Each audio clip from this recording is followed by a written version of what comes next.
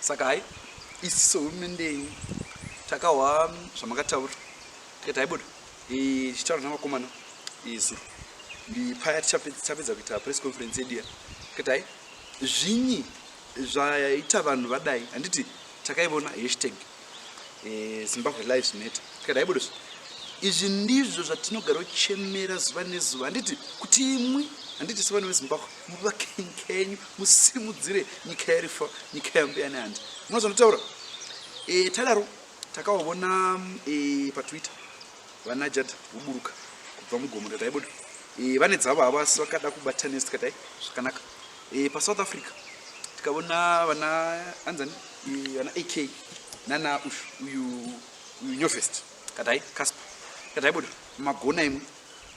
kuziva zvinoda vana vezimbabwe kuziva zvakanaka nyika ino nokuti isusu hurumende yenyu hurumende yamakasarura hurumende yamakada nomwoyo wose muchindoisa expire tikati Zimbabwe Lives Matter islogan yeduwo imwe tokudai imwe muchitida handiti maringe naipapo takataura zuro handiti chero mai vanotopfura nyaya yacho tikati hai toda kutsvaka munhu manya nehashtag yedu munhu unoziva kuti upenyu hwenyu hwakakosha ndosaka gore rera takabvisa vadhara handiti mapazi vakamanya vadhara ipapo pakanga paino mweya wejehovha wakanga uripo wakasanangurwa handiti uchititungamirira asi paiva nomurume aipamberi handiti kwai General Bay ndozita rake mukati imwe makavona aive neupenyu hwenyu pamwoyo tichidzinganisa vadhara handiti wakaisa Zimbabweans Lives Matter pamberi wakaipusha wakamanya nayo kuti muve pamuri nhasi handiti muve nerusununguko zvino ipapo takatarira ipapo tikaona kuti hai zvodiwa navanhu ndo zvatinovapa ndo zvatinounza handiti mukavona kuti tichitarira kuhealth takati kuhealth kwedu kwaive nabishop wakamanya handiti waisava nedonzvo rapamwoyo rekuziva zvemoda imwe savanhu vezimbabwe ndo patazotarira macredentials tikati hai soko mukanya ndo pavakakodzera ipapo vachimanya imomo vachirakasha zvigwere handiti vanhu vachiwana mishonga vanhu vachiwana kugara zvakanaka vanhu vachizvidlira rifa renyika noutano hwakakodzerwa handiti kwaino vamwe vane PhD refashion tikati haibuda zvonakaka handiti toreva kuti micheka iya pamaiti hakuna protective clothing chiti havana zvokupfeka havana mauniform handiti vanoziva zvongosona handiti ikoko vakambomanya mediki apa kungokupai kuti muone kuti vakuru venyu vanoziva zvomoda imwe ndosaka tichikupai masolutions akaita sawaya iyezvika paGV apa vanoziva kuti inda pachironda here kainda pasina chironda vanotoziva saka ruzivo ikoko handiti very good uye vane experience vakavambuka handiti vakafamba paichemegwa maspageti aya handiti maspageti hospitals handiti vakamaona vakapinda mumahospital aitonhorera handiti vakaziva vainditaurira kuti vari mhiri muchina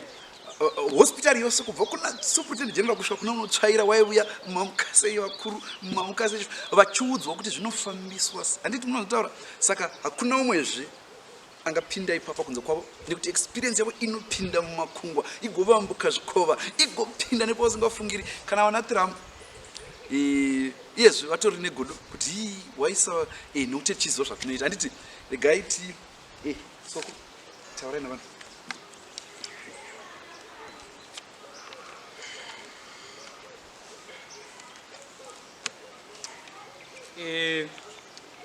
firstly,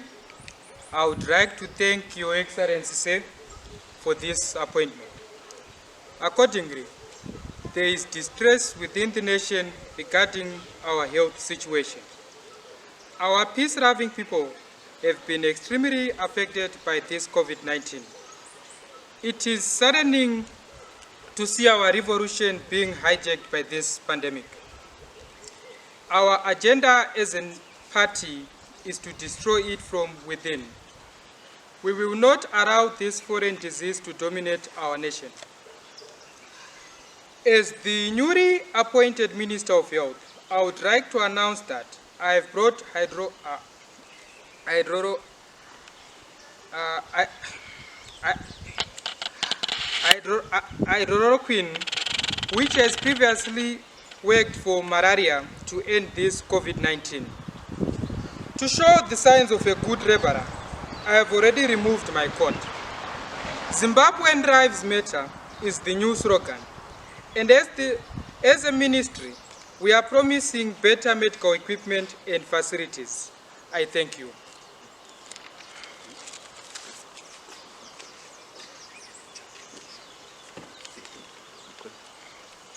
Soko voda kubata mavoko havazivi kuti kune corona. Nditi hai magona very good varovere mavoko ndo zvandanga ndichataura vataura zvine handiti ndinozotaura zuro mai pandakavaudza vakapembera vakadinginda vakaita mutimbwa vachifarira nhau idzi. Handiti inhau dzenyimwe inyika yedu nyika yezimbabwe toivaka pamwe chete. Handiti vataura slogan handiti Zimbabweans Life Matter taibodozvi ndo yatinogara kufarira ndo yatinotaura chiti hai vari mhiri ngavagare ikoko. Handiti tikati ngazviende zvigoenda